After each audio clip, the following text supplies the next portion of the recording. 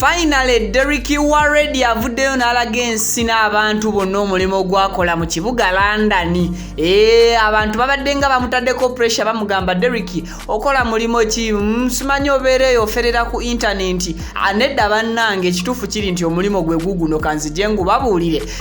Nawo kiki ekyenkizo ekimuviiriddeko okubeera nga abalaga omulimo gwe. Bampita Vicky era nga nsinziira ku YouTube channels 2 Vicky exclusive ne Wonder Boy UG. Thank you so much for subscribing. Video nkusabye jimpeleka like tusobole okubeera nga ate oboli awo tujongerayo nawe atandaba kubeera nga osubscribinga mukwano nkusabye subscribinga video zaffe ziba nyimpi tezitwala data zibeera well converted mu format ekyasinza okubeerayo entono.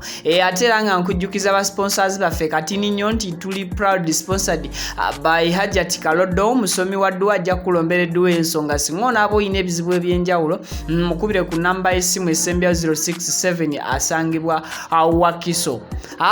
Biva Organic Natural and Healthy Products nabo basangibwa ku Access Building. Bano nga bajjanjabisa ddagala lya butondera nga terina bulabe n'omubiri gweri obulamu n'obulamu bw'okutwaliza wamugenda bakujjanjabe kale buli kimu kiberenga kitambulira ddala bulungi.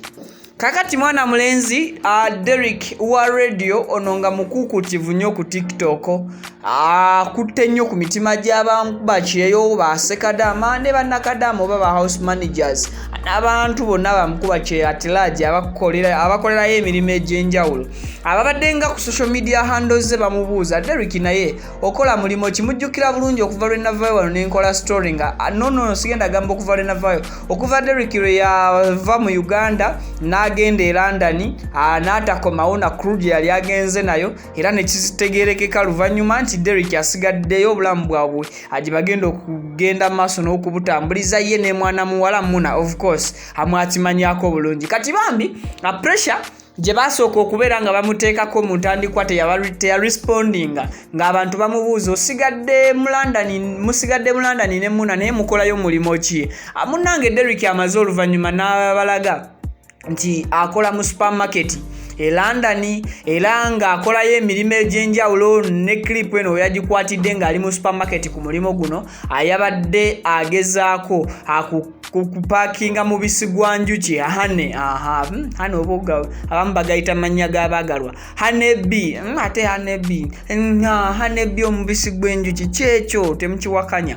So Derrick kino teyakikozerwa kweraga oba kusatisfyinza mitima gy'abo abaali badimandinga answer awabula yakikoze okwongera okulaga omwana omulala yenna oba omuntu omulala yenna ali e Uganda ali mu nsi yonna nti yonna gy'oli beeranga n'okwekkiririzaamu mu ekyo ky'okola. Ekyo kyonna ky'okola totyangu oba tekikukwasanga nsonyi kukiraga abantu. Ekyo kye kisooka lwaki Derrick yandibadde avaayo n'atandika okubalaga omulimo gwe mwali mwamusaba oba gye mwabasaba bo ne Muna babalage bababuulire n'okubabuulira nti bakola ki mu Landon. Kyakubiri Derrick ono y'omu yayagadde bambi okulaga abantu era mu kiti ekirala nti ne bw'obanga oli ku pressure etya ey'abantu kkiriza weetwalirenga ku peesiyo n'okutegeereranga obulamu bwo nga tokkiriza muntu yenna kubukutegeerera. Ne bw'obanga ng'ogobererwa abantu bayitirivu batya tokkirizanga decisions z'abantu abo oba opinions zaabwe kubeera nga ze zifuga private life yo. So ekyo kyekimu ku kyabadde agezaako okuprovinga. N'ekyokusatu Derrick mu ngeri y'emu era yagezezzaako okulaga abantu nti nange eno gyendi muyinza okubeera nga munneegomba mumanyi ndi mukozi wa munyonyi mumanyi nkola ki mulimo ki ogusingayo okuba ogw'ebbeeyi oba ndi mu office nkola ABCD but nange neenyigira mu mirimu egy'omwana Kadaama gy'akola egy'omwana Sekadaama gy'akola egy'oyo akola mu supermarket ya Uganda. Ndi muntu wa bulijjo siri wa nkizo nnyo siri wa njawulo nnyo ku musaayi n'ebitonde ebirala. That's why yavuddeyo n'abeera nga akola video eno not kubeera nti yeeragira ku banne nti alina omulimu ogw'ebbeeyi. Of course teyasobodde nakuteekawo nti afuna ssente bwe ziti wabula yakikoze olw'ensonga ze nkunnyonnyodde nti tokkirizanga bulamu bwo kubanga buvugibwa bawagizi bo kkiriza ng'owetwalire ku pesio inspiring abo bekikwatako n'okulaga abantu abalala nti osobola okuva mu nsi yo gye bakuzaalamu n'ogenda mu nsi gye batakuzaalamu just gy'oli omugwira n'ofunirayo akalimo ate n'obeererayo ddala bulungi nga toyina n'akukuba ku mukono. Byonna bisoboka mu bulamu buno obw'ensi eno. Ekyo kye kimu ku kikuumidde Derrick wa radio ne Muna nga bali waggulu, ate nze ansuubira okubeera nti ekintu ekyo akigenda bakuumira nnyo waggulu ku mutindo singa banaaba bakitutte bakivuganga bwe kiri olunaku olwaleero. Wetwogerera nga TikTok y'omwami ono